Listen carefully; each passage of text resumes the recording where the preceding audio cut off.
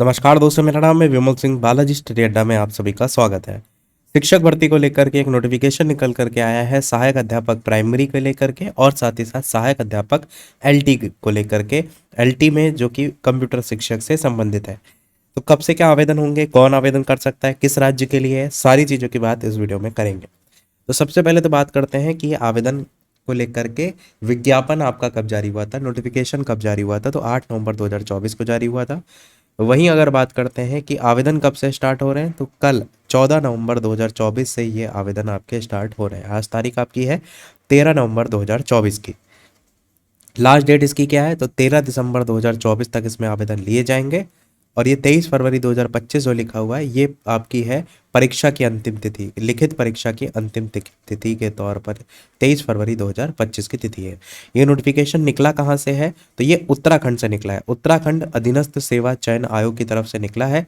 और समूह गा सीधी भर्ती के माध्यम से जनजाति कल्याण विभाग उत्तराखंड के अंतर्गत सहायक अध्यापक, जिसमें प्राइमरी, तथा सहायक अध्यापक एलटी कंप्यूटर शिक्षा, इसके रिक्त पदों पर यह विज्ञापन निकाला गया है। इसमें बात करते हैं और परीक्षा को लेकर के, तो ये परीक्षा आपकी जो है वो ऑफलाइन अथवा ऑनलाइन मोड में प्रतियोगी परीक्षा आयोजित कराई जाएगी। यहाँ पर मतलब क्लियर नहीं किया गया, इसलिए अथवा करके उपयोग जो है वो कर दिया गया है। साथ ही प्रतियोगी परीक्षा के संदर्भ में पहले पैरा में दी गई तिथि, वो तो अंतिम तिथि मैंने आपको बता ही दिया है। बाकी ऑफिशियल वेबसाइट पे विज्ञप्ति को लेकर के बताया गया है, देख सकते हैं। और जब आप आवेदन करेंगे तो आप अपना मोबाइल नंबर, ईमेल आईडी वगैरह सारी चीज़ें सही भरिएगा, क्योंकि इसमें लिखा हुआ है कि जो भी इंफॉर्मेशन है वेबसाइट पर ईमेल के माध्यम से, एसएमएस के थ्रू आपको दी जाएगी। इसीलिए क्लियर इंस्ट्रक्शन लिखा है कि सही आप यहाँ पर मोबाइल या फ़ोन नंबर या ईमेल जो है वो भरें। आगे इसमें बताया गया है कि टोटल कितने क्या पद हैं। तो यहाँ पर आप देखेंगे जो ये सहायक अध्यापक प्राइमरी है, इसके टोटल पद आपको यहाँ पर 15 देखने को मिलेंगे। और जिसमें सहायक अध्यापक प्राइमरी जनजाति कल्याण विभाग आरक्षण श्रेणी रिक्त पद में टोटल 15 में ये कैटेगरी वाइज आपको यहाँ पर दिए गए हैं, अनुसूचित जनजाति इस तरीके से। साथ ही उत्तराखंड की महिला को लेकर के ये आपको 6 पद आपको यहाँ पर अलग से बात किया गया है, आरक्षण के अंतर्गत जो आएंगे। ये जो 6 पद हैं ये इसी में से ही हैं, इस बात को आप ध्यान दीजिएगा।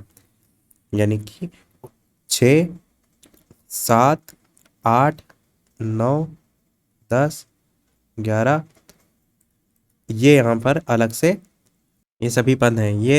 ये वाला टोटल करेंगे आप ना, तो 2, 3, 4, 5, 6, 7 और 8, ये टोटल मिला करके आपका 15 आ जाएगा। यानी कि ये जो इधर वाली पोस्ट है जो आपकी आरक्षण के अंतर्गत लिखी गई है, ये अलग से हैं। क्लियर समझ रहे होंगे यहाँ पर इस चीज़ को लेकर के। वेतनमान 35,400 से 1,12,400 लेवल 6 तक का, 21 से 42 एज है। पद का स्वरूप अराजपत्रित, अस्थायी, अंशदायी, पेंशन युक्त। यहाँ पर एक लिखा है उत्तराखंड राज्य आंदोलन के चिन्हित आंदोलनकारी को लेकर, उससे मतलब नहीं। अनिवार्य अर्हता की बात करते हैं। भारत में विधि द्वारा स्थापित विश्वविद्यालय से संबंधित विषय में स्नातक उपाधि और सरकार के द्वारा मान्यता प्राप्त द्विवर्षीय प्रारंभिक शिक्षा शास्त्र में डिप्लोमा, डीएलएड या बीटीसी। इसके अलावा 4 वर्षीय बीएलएड, इसके अलावा स्नातक उपाधि और शिक्षा शास्त्र में द्विवर्षीय डिप्लोमा स्पेशल एजुकेशन से अगर कर रखा है तो भी आप आवेदन कर सकते हैं। यही बस 3 है, बाकी यहाँ से सेकंड पॉइंट स्टार्ट हो गया है। यानी कि डीएलएड है या बीएलएड है या फिर स्पेशल डीएलएड है, तो इनमें आप आवेदन कर पाएंगे।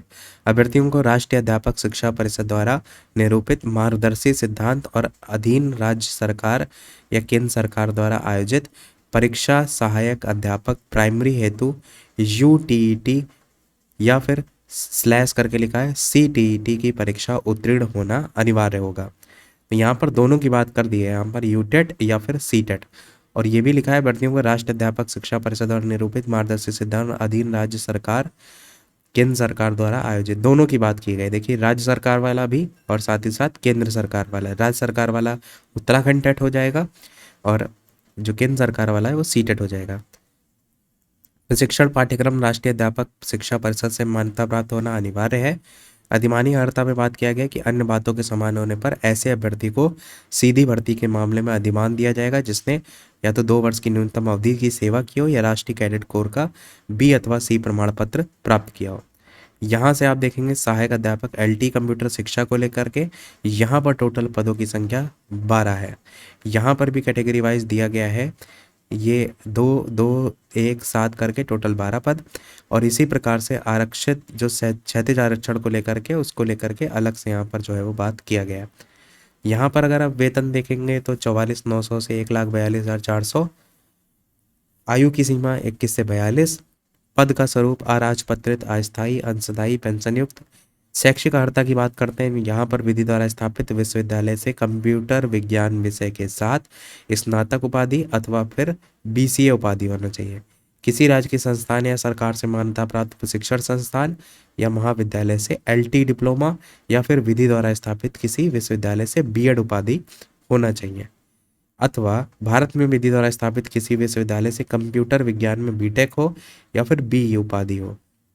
तो ये है केवल क्वालिफिकेशन। अब यहाँ पर अलग से जो बताया गया है कि अभ्यर्थियों को राष्ट्रीय अध्यापक शिक्षा परिषद द्वारा निरूपित मार्गदर्शी सिद्धांतों के अधीन राज्य सरकार या केंद्र सरकार द्वारा आयोजित परीक्षा सहायक अध्यापक एलटी पद पर नियुक्ति हेतु यूटीईटी 2 लिखा हुआ है, सीटीईटी 2 पेपर 2 की बात की गई। जैसे ऊपर 1 की बात की गई तो मैं आपको दिखा भी देता हूँ, यहाँ पर देखेंगे तो 1 लिखा हुआ है पेपर 1, और यहाँ पर भी पेपर 1। आपको पता है ना प्राइमरी और जूनियर के लिए अलग अलग होता है, उसी की बात यहाँ पर की गई है कि परीक्षा उत्तीर्ण होना अनिवार्य होगा। प्रशिक्षण पाठ्यक्रम राष्ट्रीय अध्यापक शिक्षा परिषद से मान्यता प्राप्त अनिवार्य होगा।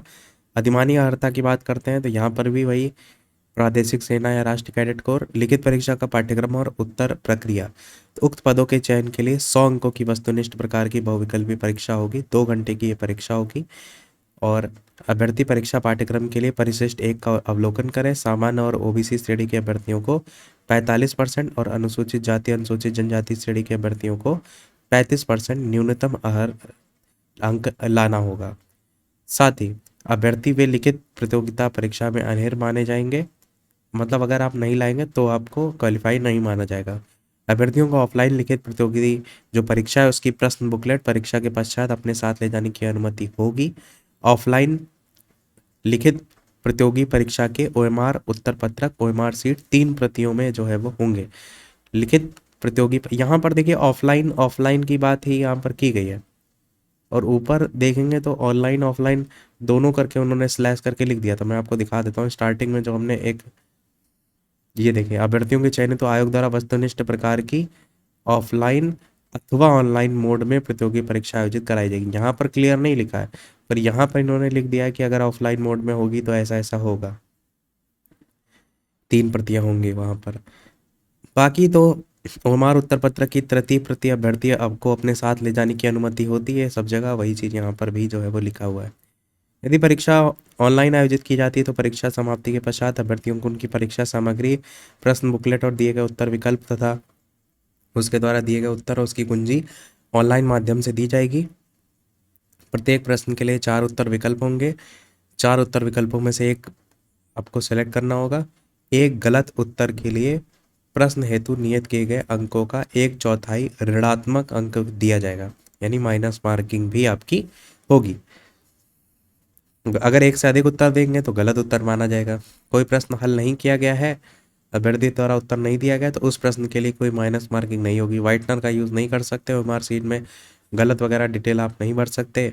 ऑनलाइन लिखित प्रतियोगी परीक्षा की स्थिति में प्रश्न पत्र और दिए गए उत्तर विकल्प में अभ्यर्थी को उपलब्ध कराए गए मॉनिटर या कंप्यूटर टैब पर ही प्राप्त होंगे। अब यहाँ पर देखिए ऑनलाइन की बात कर दी है, अगर ऑनलाइन कंडीशन बनती है तो ये चीज़ होगी, ऑफलाइन कंडीशन थी तो वो होगा जो ऊपर बताया। अधिमानी को लेकर के बात किया गया है, जिसकी एज ज़्यादा होगी उसको वरीयता दी जाएगी, अंग्रेजी अल्फ़ाबेट के अकॉर्डिंग वरीयता दी जाएगी। आयु की गणना 1 जुलाई 2024 से की जाएगी। बाकी रिलैक्सेशन को बात भी यहाँ पर की गई है। आवेदन के लिए पात्रता, तो समूह ग के सीधी भर्ती के पदों पर भर्ती के लिए अनिवार्य इनमें से क्या क्या होना चाहिए, तो अभ्यर्थी का उत्तराखंड राज्य में स्थित किसी सेवा योजन कार्यालय में आवेदन पत्र प्राप्ति की अंतिम तिथि तक पंजीकरण हुआ है। तो सबसे पहले कंडीशन तो आपकी यही लगा दी गई है। अब अन्य राज्य वाले यहाँ पर क्लियर तरीके से सारी चीज़ों को देख लें। अभ्यर्थी उत्तराखंड राज्य का मूल निवास या स्थायी निवास प्रमाण पत्र धारक होना चाहिए। तो अन्य राज्यों का यहाँ से अब कोई मतलब ही नहीं रह गया। क्लियर लिख दिया है, अभ्यर्थी उत्तराखंड राज्य का मूल निवास हो या स्थायी निवास होना चाहिए, तभी आप आवेदन कर पाएंगे। उत्तराखंड लोक सेवा आयोग की परिधि के बाहर समूह के सीधी भर्ती के पदों पर भर्ती हेतु आवेदन करने के लिए वही अभ्यर्थी पात्र होंगे जिसने अपनी हाई स्कूल और इंटरमीडिएट अथवा उनके समकक्ष स्तर की शिक्षा उत्तराखंड राज्य में स्थित मान्यता प्राप्त संस्थानों से पास की हो। यानी हाई स्कूल इंटरमीडिएट भी आपका यहीं से होना चाहिए, उत्तराखंड से। मूल निवास स्थायी निवास भी उत्तराखंड का हो और सेवा आयोजन कार्यालय में आप रजिस्ट्रेशन भी करा रखे हो, तभी आप आवेदन कर पाएंगे। तो अब अन्य राज्यों को यहाँ से चीज़ें क्लियर हो गई होंगी। बाकी यहाँ पर अगर आप देखेंगे तो राष्ट्रीयता को लेकर के लिखा है भारत का नागरिक वगैरह, वो तो नॉर्मल ही रहता है। चरित्र प्रमाण पत्र, शारीरिक स्वास्थ्य, आरक्षण को लेकर के, शासनादेश संख्या को लेकर के, इसमें ऐसा कोई खास पॉइंट नहीं है। ऑनलाइन आवेदन की यहाँ पर प्रक्रिया को बात किया गया है कि 5 स्टेप में होगा। रजिस्ट्रेशन से related, educational detail, upload photo signature, payment और प्रिंट एप्लीकेशन। तो आप आवेदन कर पाएंगे। शुल्क की बात कर लेते हैं। अनारक्षित या उत्तराखंड अन्य पिछड़ा वर्ग ओबीसी के लिए 300 रुपये, उत्तराखंड अनुसूचित जाति, उत्तराखंड अनुसूचित जनजाति, आर्थिक रूप से कमजोर वर्ग के लिए 150 रुपये, उत्तराखंड के दिव्यांग अभ्यर्थी के लिए 150 और अनाथ के लिए कोई फीस नहीं है। तो इस प्रकार से ये फीस है। बाकी कुछ नियम शर्तों की बात की गई है जो लगभग सभी जगह ही मान्य होती है। और नीचे सब आपको फॉर्मेट दिए गए हैं इसमें, जहाँ पर कोई भी आप अगर बनाना चाहते हैं जैसे पिछड़ा वर्ग वगैरह का, तो उसका फॉर्मेट मिल जाएगा। सिलेबस वगैरह भी इसी में ही दिया गया है, तो वो भी आप दे पाएंगे। तो यही था हमारे इस ओवरऑल नोटिफिकेशन में। सारी चीज़ें मैंने बता दी, फिर भी अगर आपका कोई प्रश्न रह गया हो तो कमेंट में पूछ लीजिएगा। वीडियो लाइक शेयर सब्सक्राइब अवश्य कीजिएगा। मिलते हैं अगले वीडियो में, तब तक के लिए सभी को नमस्कार, जय हिंद।